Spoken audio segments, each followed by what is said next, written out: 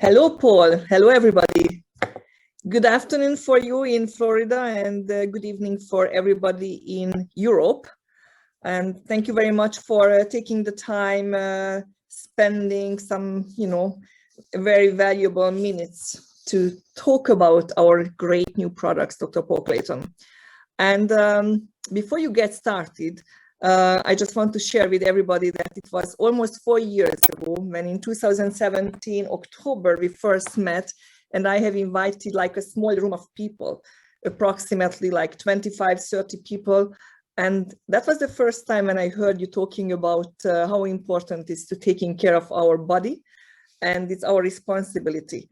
And I was hoping that the message will go out to hundreds of people, thousands of people, but what happened in the last 2.5 years, it's over every imagination, because as you can see, even today, we have like over 700 people for this lecture, and we have met you several times, and probably there is not anyone who haven't read at least one of your books in any languages it's available. So we are very, very happy and very glad that you are here with us and we can learn from you.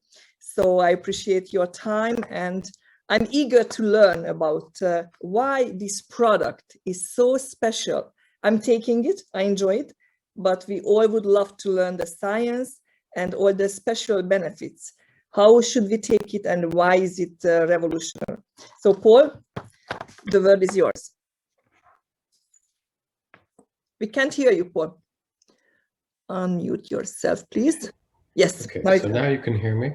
Yes. And now let me share the screen. And this should come up in the main picture. Okay, so what is, how's that working now? Is that working now? Yes, perfect. Mm-hmm.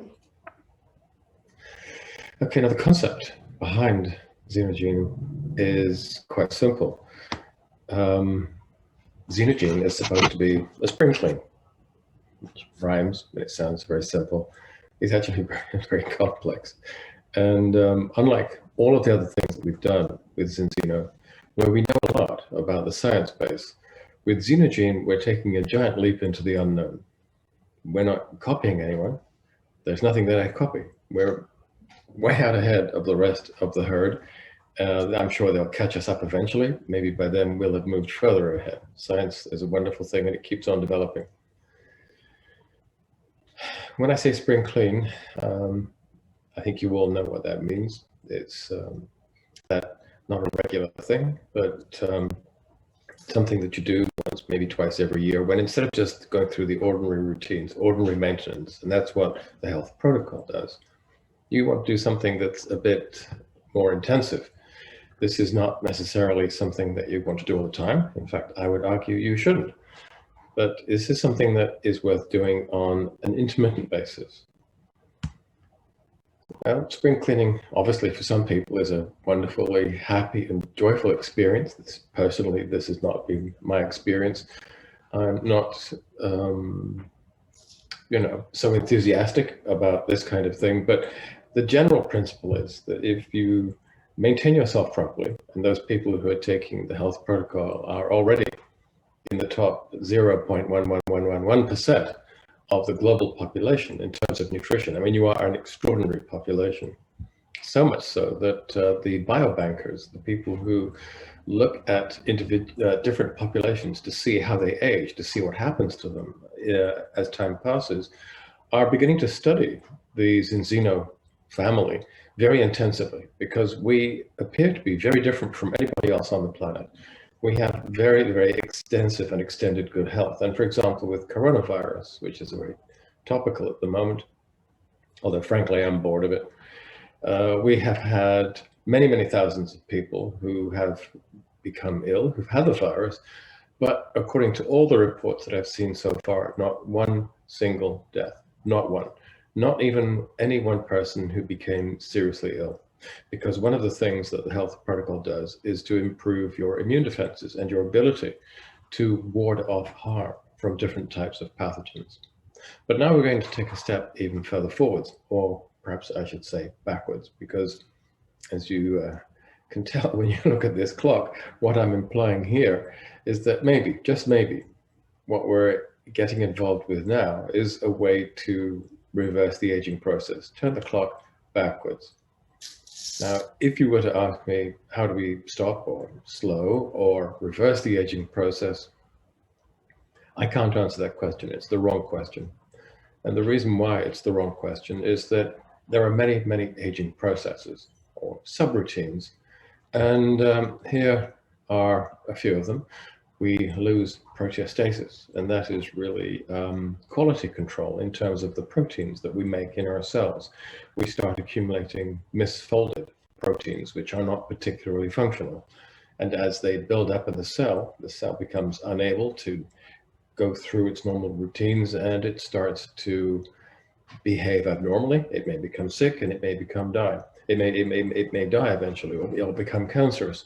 And this control of protein quality is really, really important. We tend to lose that as we get older.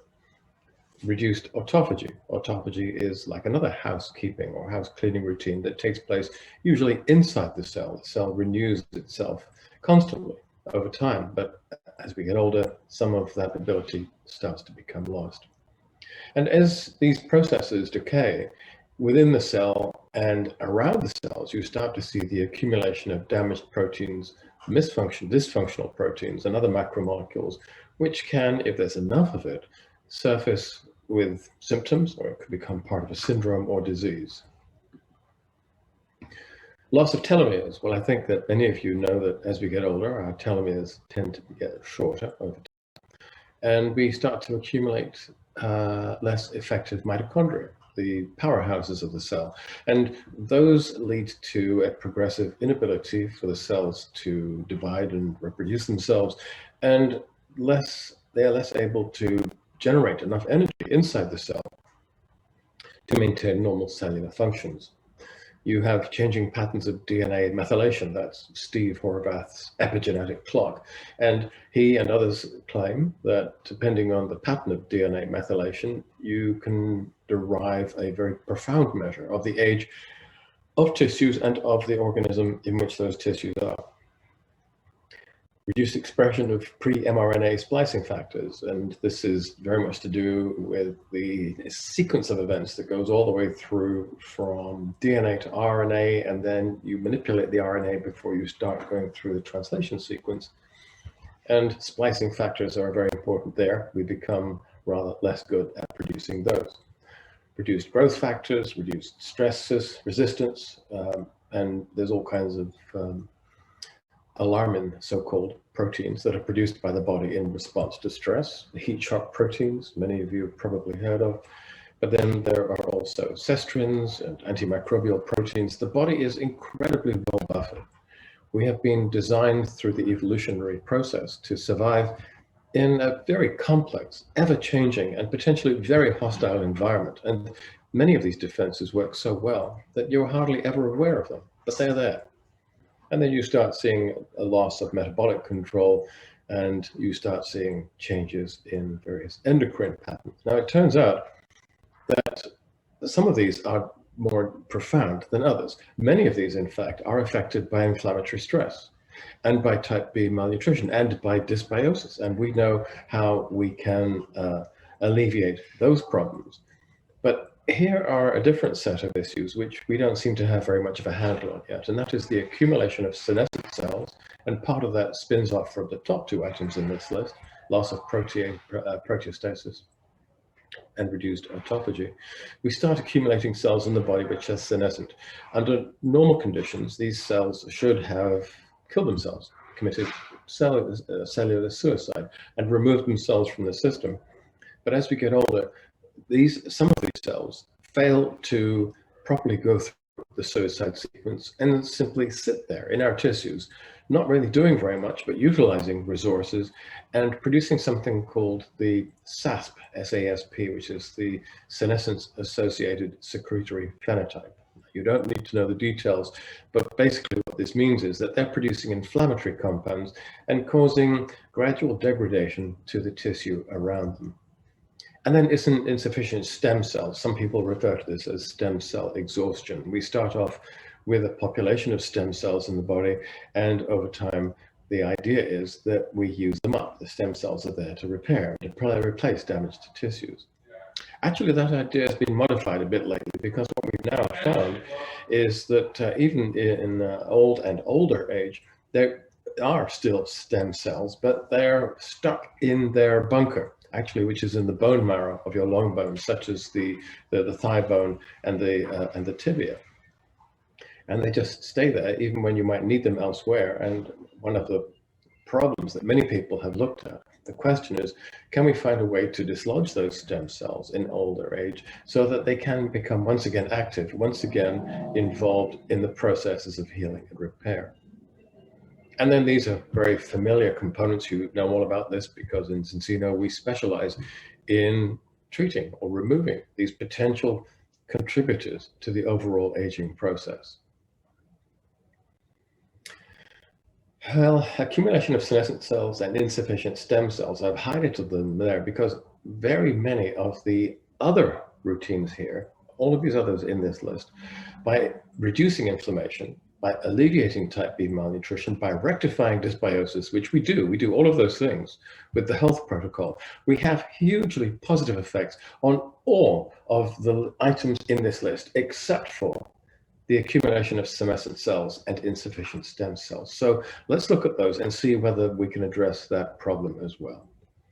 So these are old and dysfunctional cells which aren't really making any positive contribution. They're damaging local tissue. They can accelerate the progression, the growth of tumors. It's a bit complex because under certain circumstances, senescent cells can actually protect against tumors, but because they develop an inflammatory environment, that is something that we know is involved in the growth of many tumors. In angiogenesis, the supply of blood vessels into those tumors, allowing them to grow further. Metastasis, the ability of these tumors to spread elsewhere in the body, and that's eventually what kills you. And also an increased aggressiveness of cancer cells. So the inflammatory stress is involved in all of that, and senescent cells contribute to all of these things. So they're major drivers of all the aging subroutines, and the $24 million question that the pharmaceutical industry is looking at in labs and universities all over the world is, can we find a way of removing these senescent cells very selectively without harming normal cells, but simply taking out those cells which have become senescent? And the drugs which have been designed to do this are called senolytics. Do they work? Well, yes and no, and then again probably yes, because we know in animal studies, usually done with mice or with rats, one or two other models which are currently used, we know that when you use senolytic agents, they can delay, prevent, or alleviate frailty, so you can improve muscular strength and stamina. You can delay or prevent cancers and cardiovascular pathology. You see improved cognition. So typically as animals get older, they don't remember. A mouse might not remember quite so well where it had hidden the cheese in the maze, and spends more time exploring in the maze to find that goal. If you use senolytic agents, what you find is that where the mouse, this old mouse, maybe it's 12 months old, and that's old for a mouse, where previously it was taking a minute to find out where the reward was, it will now be able to complete its task in half that time. And that is a significant improvement in cognitive processing. You see improved liver and kidney function, improved lung function, improved ophthalmological function, improved blood markers. This is a very impressive array of benefits, and taken in the whole, it does look as if these senolytics are able to profoundly reverse the aging process and restore a younger phenotype. But that's all preclinical. What happens in humans? Does what work in a mouse also work in a man? Well, that's another one of these $24 million questions. And really all that we have at the moment, we have very early, very small pilot studies, which are not conclusive, but they are promising. Because what they show is that if you use senolytics, you are able to reduce the number of senescent cells. There's various ways of counting these. There are imaging techniques, but there are also oxylipins, which are lipid compounds which are markers for senescent cells. And when you kill the senescent cells, this compound is released and it can be measured in plasma. So we have a direct way of measuring the efficiency of your senolytic drugs. What we see also when you give human beings senolytic compounds, you see reduced markers of inflammatory stress. And that is telling you the same thing. These senescent cells are being removed. And you see reduction in frailty. So there has already been some indication that with this type of input, people's musculoskeletal, and at least their motor nervous system does seem to show improvement. Very, very promising. And that's why there are ongoing clinical trials which spin off from those early pilot studies, and they're being conducted in the areas of diabetes, idiopathic pulmonary fibrosis, that simply means pulmonary fibrosis of unknown cause, osteoarthritis, osteoporosis, eye diseases, and various other conditions. There's a lot of interest in this area, a lot of investment. So what are the candidates? What are the senolytic compounds that we are using? There's a lot of drugs, and you can see here that some of them are monoclonal antibodies, dasatinib, navitoclax. Then you have got what looks like an old antibiotic kind of derivative, dynamycin, and you have a couple of cardiac drugs, digoxin and ouabain. They're cardiac glycosides, but it turns out that they have some senolytic capacity as well. Various vaccines are being produced. I think that's a rather problematic area. And some labs are doing very interesting work with nanoparticles to which they have attached antibodies that they think are able to pick out the senescent cells. Once the nanoparticles get there, they release their cargo of toxic compounds and kill that senescent cell selectively, or at least semi-selectively. But then you have a whole group of natural compounds, which I prefer. Because you know with drugs, there are always side effects, always. With natural compounds, the therapeutic index is wider. That is, the difference between the dose that has an effect and the dose, which is usually much higher, that causes a side effect, is much, much greater. These compounds are safer because we've been eating them for hundreds of thousands of years, and our bodies are really well able to deal with them and metabolize them without problems.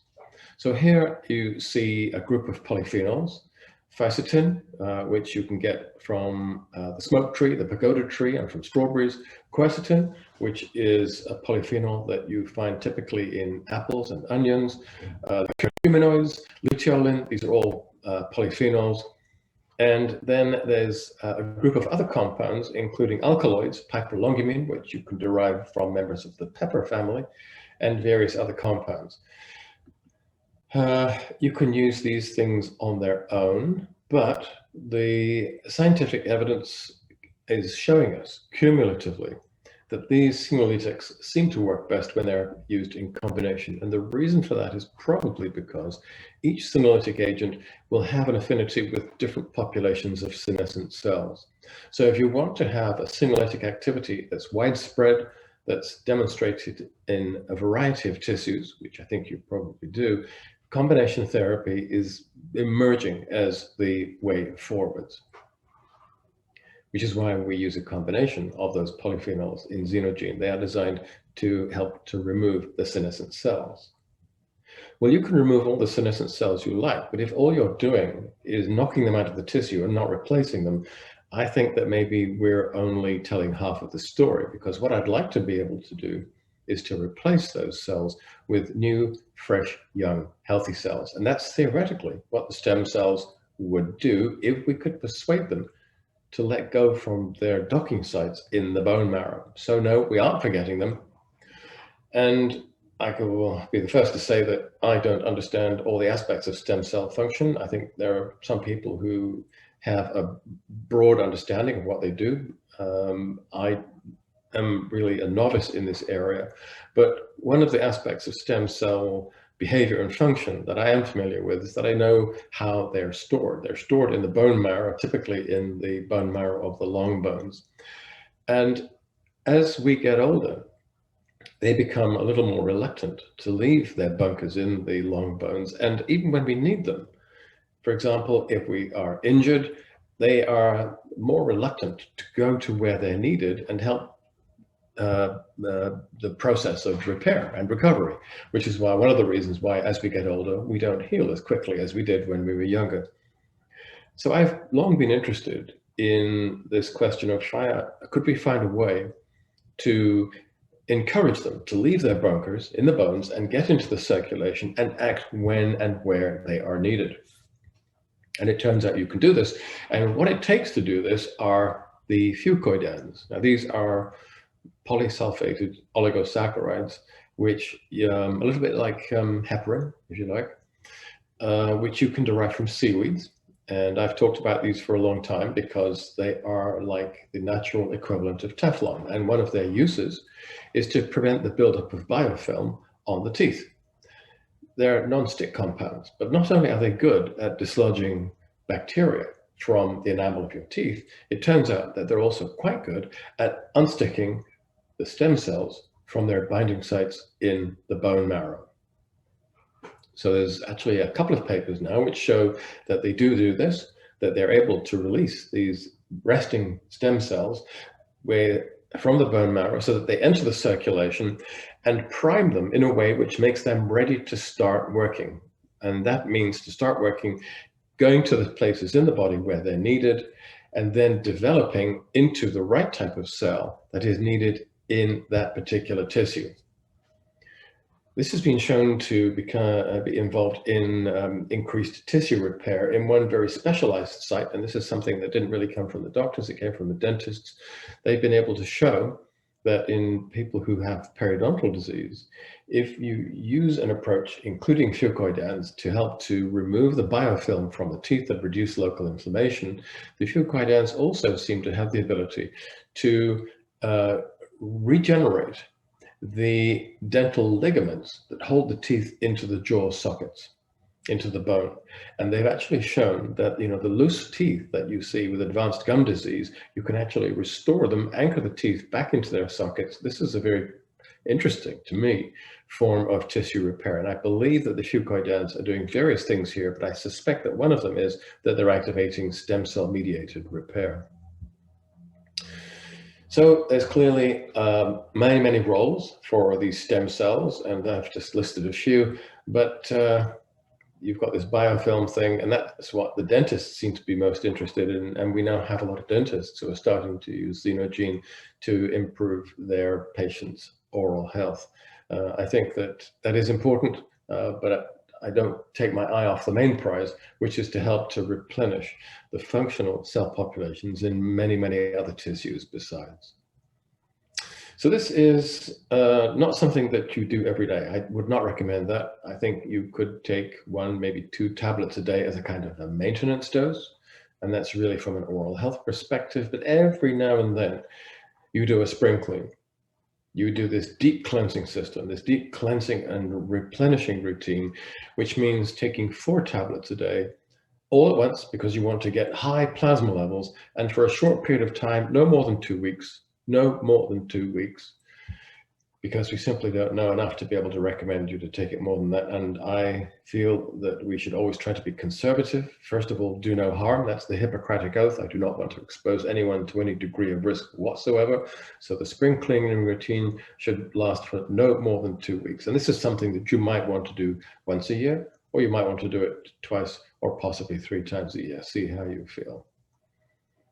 So this is the visual equivalent of Zinogene. It's a kind of a cleaning product, if you like. That is the general idea. I can't really tell you a whole lot more than this because we're out on our own. We're so far ahead of the rest of the market. There isn't anybody else doing this. There is no other product like this. So if you ask me, what is it going to do to you or for you? I can't honestly say. I think, based on the evidence that currently exists, that it will help to rejuvenate and improve the functionality of certain tissues. I have reason to believe that that may focus in the joints, in the cartilage and bone, and it may also involve the blood vessels, possibly some other tissues as well. I just don't know. We're going to find out as we go along.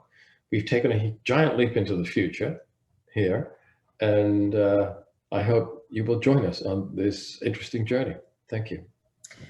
Thank you so much, Paul. I appreciate that. I am not saying I am 100% fully understand or able to repeat what I have learned, but we are picking up some important information. And I guess one of the most important question was how to take, how often, and we got the question answered.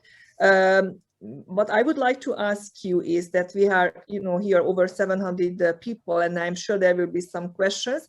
So I encourage the partners to collect the questions through their upline, and maybe in the next coming weeks or next coming couple of months, we can put together a few questions, and if you would be so kind to have a look at them and answer them by email, that would be appreciated, or we can invite you back for a question and answer seminar kind of thing, if you agree on that.